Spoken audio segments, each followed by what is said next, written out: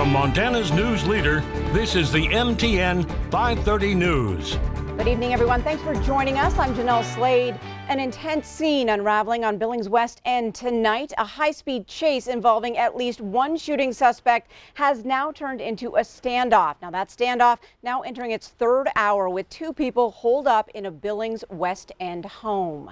Well, this hour we also know a body has been discovered in the van that the suspects crashed when this situation all started.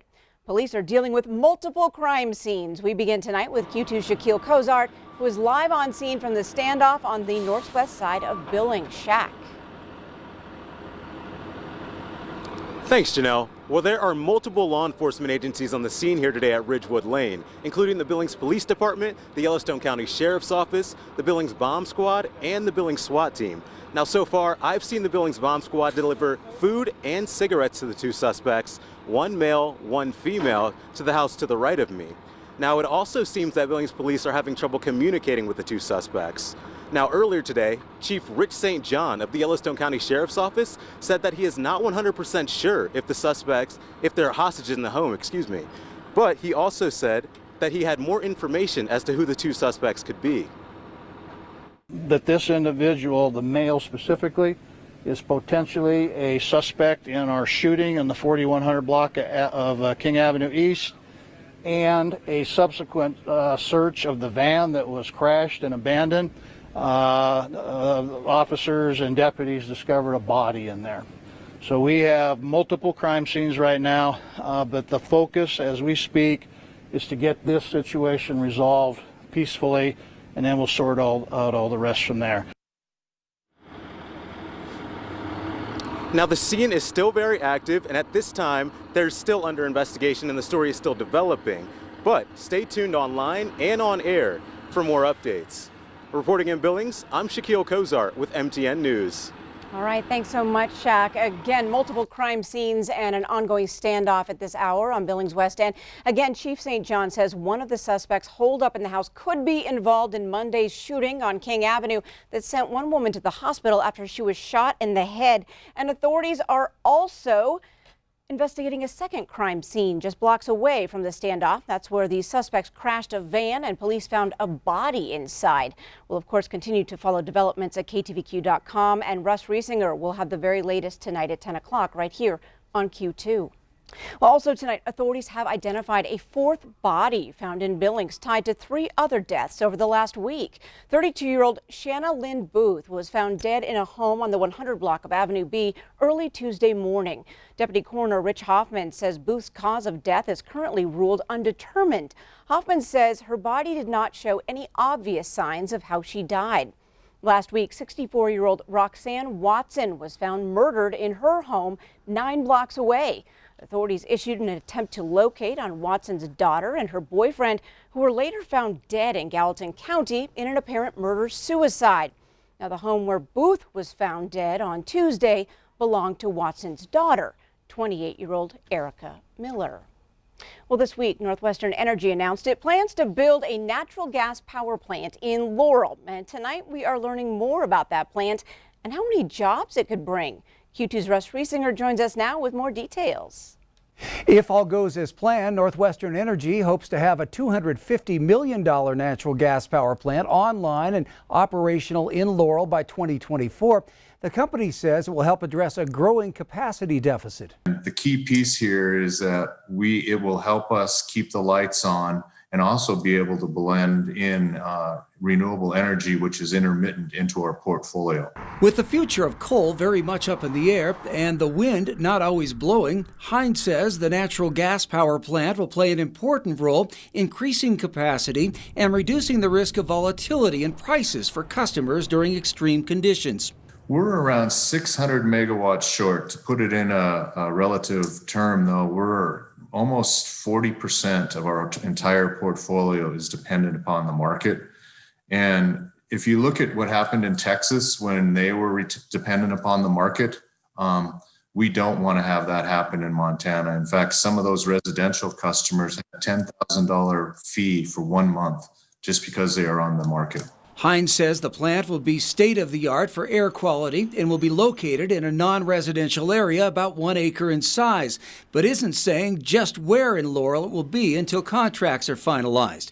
It will bring a lot of jobs, at least in the short term. Yeah, we're expecting hundreds of jobs to be created during the development phase, and we're looking at over a year of actual construction time. We've been working with the contractor to ensure as many local people can be hired as possible. They're also working with the local union shops to ensure that we can hire as many union people as possible. And then afterwards, we're looking at probably 10 or 12 full-time, high-paid, highly skilled jobs. Natural gas power plants are considered to be much cleaner than coal-powered plants, but are still a fossil fuel. The plant still needs regulatory approval, and that's anticipated to take around 9 months. I'm Russ Riesinger reporting for MTN News. All right, thanks so much, Russ. Now, just 2 days ago, a House committee killed a bill meant to help Northwestern Energy buy a bigger part of the Colstrip power plants.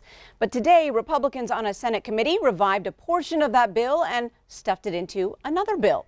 Well, the move came on a 7-5 party line vote in the Senate Natural Resources Committee.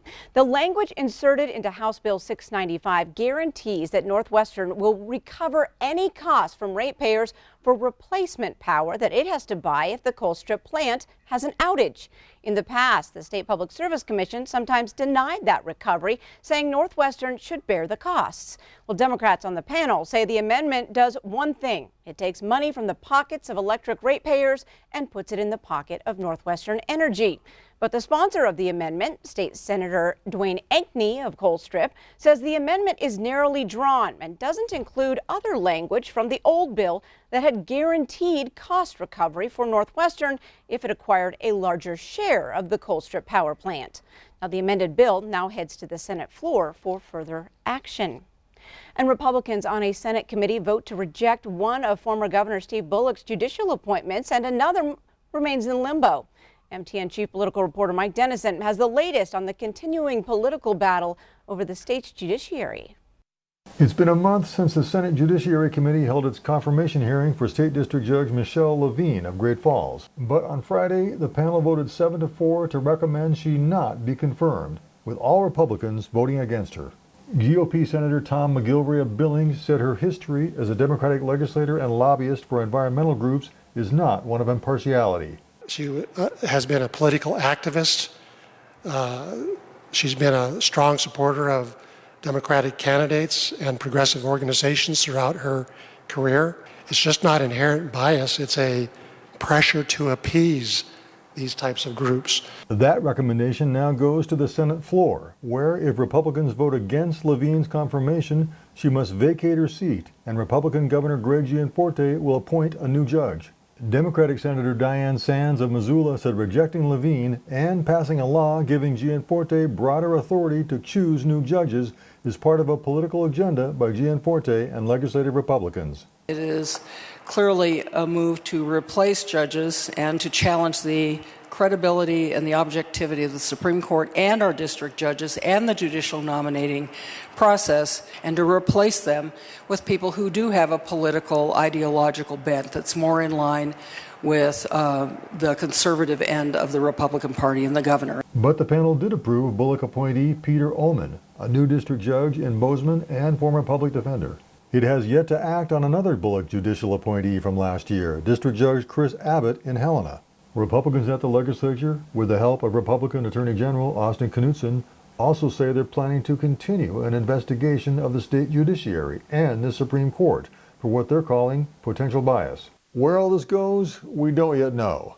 But it's pretty clear Republicans want to exert more control and scrutiny over the state's judiciary. Reporting from Helena, I'm Mike Dennison, MTN News.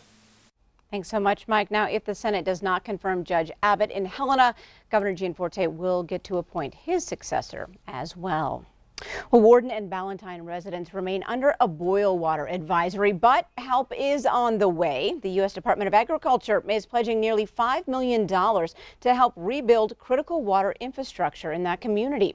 About 1,400 people who live and work in the area have been without clean water for more than a year as nitrates continue to leak into their water supply.